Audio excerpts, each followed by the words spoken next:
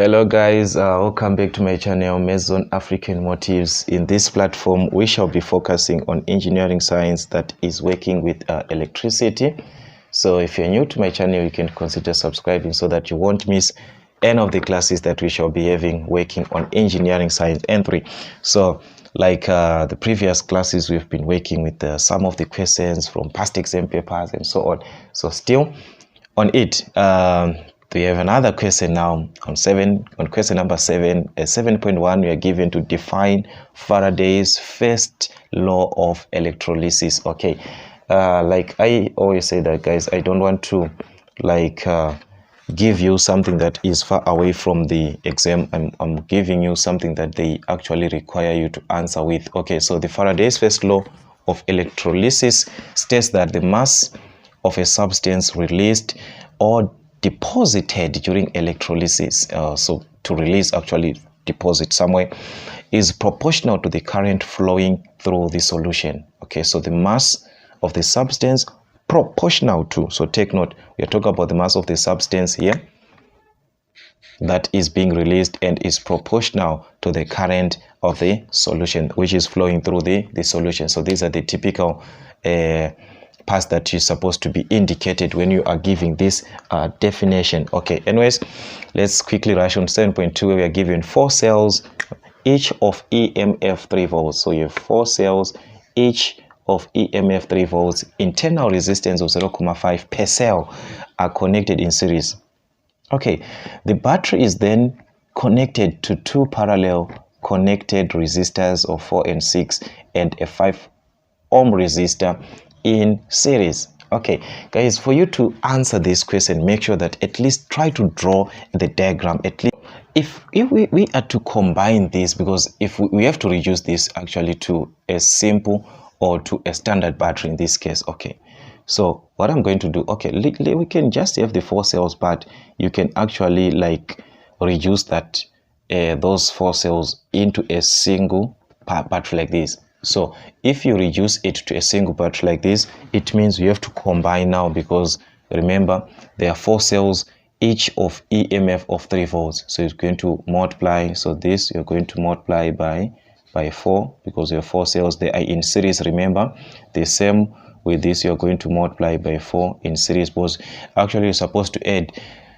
3 plus 3 plus 3 4 times. So it's simply multiplying. So which means we shall have an EMF here of 12 volts. If you multiply properly, you're going to obtain 12 volts. So I'm just combining. Okay, then the internal resistance is 0.5 times 4, and there are 4 of them. So if you multiply 0.5 times 4, is going to be 2. Yeah, something like 2 there. 0.5 times 4, which is going to give us 2. So you are going to obtain 2 ohms. So this is the internal resistance of 2 ohms, the total. Okay, so now we have a connection here of 2. The battery is then connected. So this is the battery that you now have there, is connected to 2 parallel connected resistors of 4 ohms and 6 ohms. Okay, so there is a connection of parallel resistors. Okay, so from this part we have a connection of parallel resistors like this. These are the resistors which are connected in parallel. So take note, the battery is the one that is connected to the resistors which are in parallel. So these are the resistors that you have which are in parallel like this. The one is 4 ohms and the other one is 6 ohms. So you can just write 4 ohms and 6 ohms separately. So this is 4 ohms and this is 6 ohms. Okay, then what then happened here? And 5 ohms in series. So 2 are in parallel and the 5 ohm is in series. Okay, so the 5 ohm is in series. So actually I can just put it this way. I can just put my 5 ohm like this. Anyway, I can put it here, or I can even put it here like this, so that at least it can make something. Okay, so this is the 5 ohm resistor which is then connected in a series connection like that. Okay, so that's a simple sketch that you can actually use, because you want to answer the question and you can present these guys to show whatever that you are using, that you understand what you're talking about. Okay, so the question that you're talking about on 7.21 is to calculate the total resistance of the circuit. Okay, so we need the total resistance of the circuit. Okay, so what are we going to have as the total resistance? Let's analyze the diagram. It's now easier for you to analyze the diagram now, because sorry for that, I don't know what's actually happening with this setup here. So if we are to analyze from this diagram here, we have this 2 ohm, which is RT, the parallel circuit, and the series resistor, this one. So these are the ones that you're going to add up together. So that means this is RT, so I'm just going to use capital letter RT. So we have the RT of the internal resistances plus this one of the parallel circuit. Okay, so we have the parallel circuit plus this one of the 5 ohm resistor, so which is the 5 ohm resistor, like that. Okay, so remember guys, in a parallel circuit we can use product over sum, product of resistors over sum of resistors. Okay, so let's apply that concept. So RT is going to be the RT, this one, the small letter RT for the internal resistances, which is, we have an internal resistance of what? Of 2 ohms. So we are going to have 2 plus the parallel circuit. So the total for the parallel circuit, guys, this one is product over sum of this one. So it's 4 and what? And 6. So it's going to be the product of 4 times 6, the sum of 4 plus 6. That's a parallel circuit. Take note, guys, okay? Plus the R5, which is the 5 ohm resistor. That one is just in series like that. So you're just going to add up this part here. So that's what we are having in this case. We have these two, then you combine them. Okay, so now we can actually determine this R parallel, this one first. So RT is going to be, that's 2 plus we apply the product over sum, which is 4 by 6 over 4 plus 6. Okay, that's a fraction. You can just put a fraction. That's 4 by 6 over 4 plus 6, which is going to give us 2,4. Okay, that's 2,4 plus 5. Okay, so this is what you're going to have in this case. So in order for you to have RT, you're going to combine these. So you add 2,4 plus 2 plus 5, because you are left with 2 and 5. So you just add these together to this, which is going to give us 9,4. Okay, so that's the total resistance of 9,4 ohms. Take note, guys, units are very, very important. Resistance is measured in ohms. Resistance is actually measured in what? In ohms. So take note of the units that you're going to use. So that's RT for this question. Then the other question is now asking us the current, the total current flow. Okay, this is the total current flow, which means we're referring to the total circuit. Okay, we have the total resistance of the circuit, and also we have the E of the battery there, the total E of the battery, this one. And remember that the current here is the same throughout. So the current that is going to flow here is actually the same. So the total current, this is 7.22. Okay, that's on 7.22. We need the total current. Okay, so in this case, what you're going to do, sorry, I don't know what's actually happening with this setup. So the total current is actually equivalent to the total, that is EMF that you're having over the total resistance of the given circuit, like this. Okay, so you can actually substitute what we had, the ET of the circuit, this one, we have it, which is 12 volts. So we are going to have 12 over, remember, we have the total resistance of the circuit, which is RT, the one that we just calculated here, which gave us 9,4. So that is, you're going to divide by 9,4. Okay, so let's see what you're going to have if we divide this. So make sure that you divide properly. You must obtain something like 1,277 amps. So this is the total current, remember, and current is measured in amps. So that's IT, which is the total EMF. of the circuit over the total resistance of the circuit. So that's how you can actually calculate this.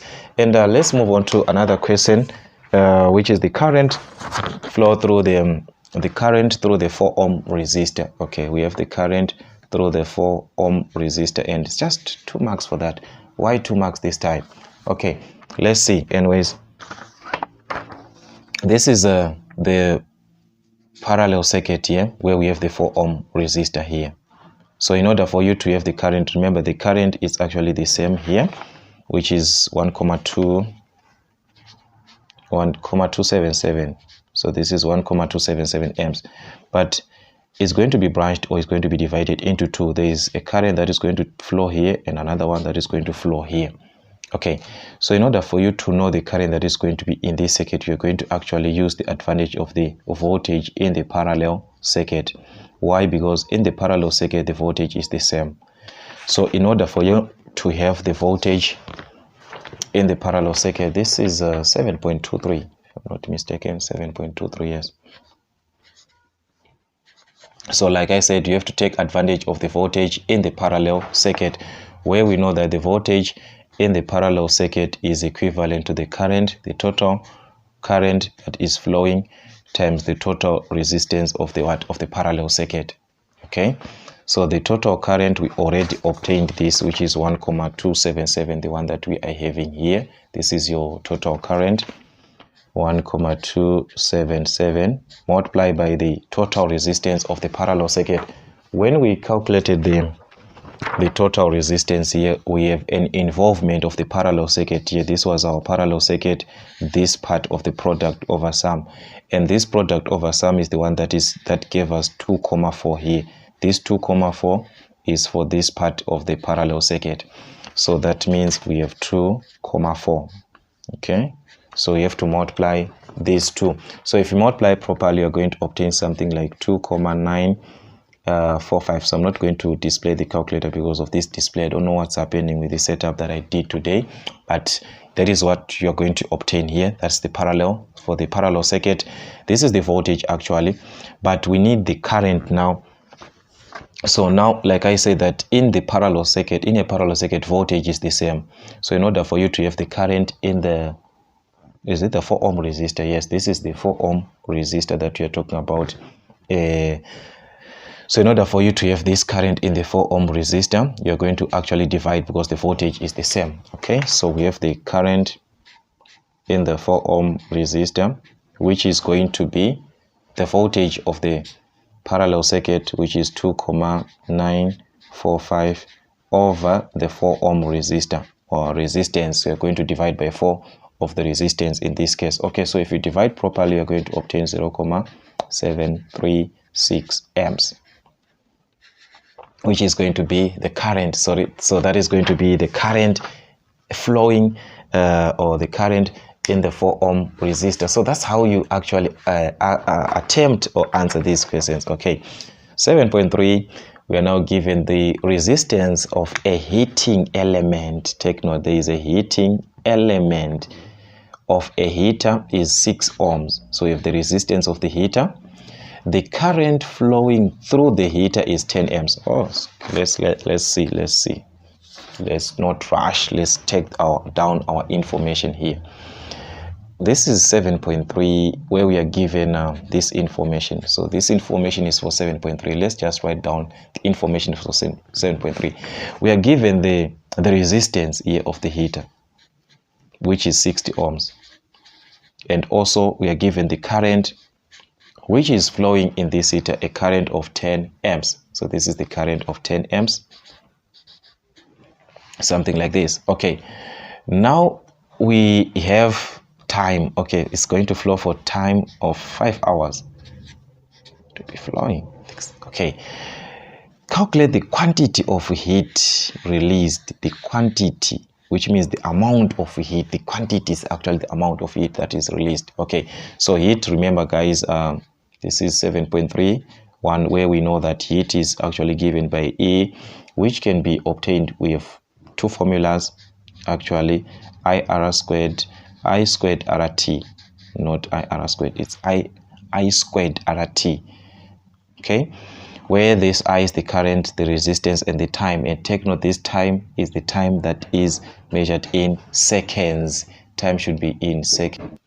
But here, our time is in hours. So which means you have to convert these hours to seconds. Okay, so we are going to have I squared, which is the current. So that's 10 squared, multiply by the resistance, which is 60, multiply by the time in hours. In this time is in hours, but it's supposed to be in seconds. Okay, so in seconds you are going to multiply by 3600. Remember, 1 hour is equal to 3600, so it's going to be 5 multiplied by 3600, like this. Okay, so if you actually multiply properly here, you are going to obtain this is a bigger value, guys, but once you round off, it's going to give you something like 108 megajoules. Okay, this is what you have. Like, guys, we have 10 to the power of 2 times 16 times 5 times 3600 times 3600, something like this. Okay, so we're going to obtain this value. So as you can see, we have something like this. There are 6 zeros here. So remember, 6 zeros represents mega. So it's going to be 108 megajoules. So that is what you're going to have in this case. So it's 108, that's megajoules. That is going to be the heat that is being released. That is the amount of heat. Okay, then the cost of the tariff, if 27 cents per kilowatt, the cost, if the tariff is 27 cents per kilowatt, okay, so we need the cost, but per each kilowatt we are using 27 cents. Okay, so whenever you're given this type of a question, yeah, this is how you're going to answer this question, guys. The cost, actually, this is 7.32. Okay, so the cost is equivalent to the heat that is being released, multiplied by the tariff, yeah, which is the cost per kilowatt. Okay, but this is supposed to be the cost per megajoule, because these are kilowatts and this heat is in megajoules. So you're supposed to use something per megajoules, but this is per kilowatt. Okay, so for you to convert from per kilowatt to per megajoule, you divide by 3.6, it will be megajoules. That is the concept that you're going to use. Okay, so take note about that. This one was per kilowatt, but you're supposed to use cost per megajoule. Okay, so that means the cost is going to be the E, which is the quantity of heat that we obtained. It was 108, this one on this item. So we obtained 108 megajoules multiplied by the cost per megajoule. So the cost is 27 cents per megajoule, which is now in megajoules is 3.6, converting that kilo to megajoules. This is what you're going to have. Okay, so what you're going to do is to simply multiply these two from your calculator, then you can obtain the amount. Okay, so if you do that, let me show you what you're going to do. This is 108 multiplied by 27 cents per 3.6. Okay, so you're going to obtain 810 cents. So this is 810, because remember this is 27 cents. So you're going to obtain 810 cents, which is actually 810 cents is the 8 rand. So the cost is going to be 8 rand, because we need 2 decimal places. So it's going to be 8 rand 10 cents, like this. So remember how you write the amount, guys. It's supposed to be having 2 decimal places after the comma. So it's 8 rand 10 cents. That is the cost for the tariff. the cost if we are given such a tariff, that is what you're supposed to obtain. So guys, as you can see, that's how they actually ask these questions. It is 13 marks. For that 18 marks you can actually obtain these marks for I can't say for free, but for working through revisions. Now it is the right time for you to work with revisions so that actually you can obtain these marks. Okay, these marks. So very sorry for the interruption of the video. I don't know what was actually popping with this setup that I had today, but not to miss these classes, guys, make sure that you subscribe to my channel, Memo on African Motives, and don't freak out, guys. Don't forget to share our videos to your friends and colleagues at school so that they also can benefit. Share to someone can have a benefit from this information. Okay, so please, guys, don't forget to share our videos to our friends and colleagues. So that's it, guys, till we meet again.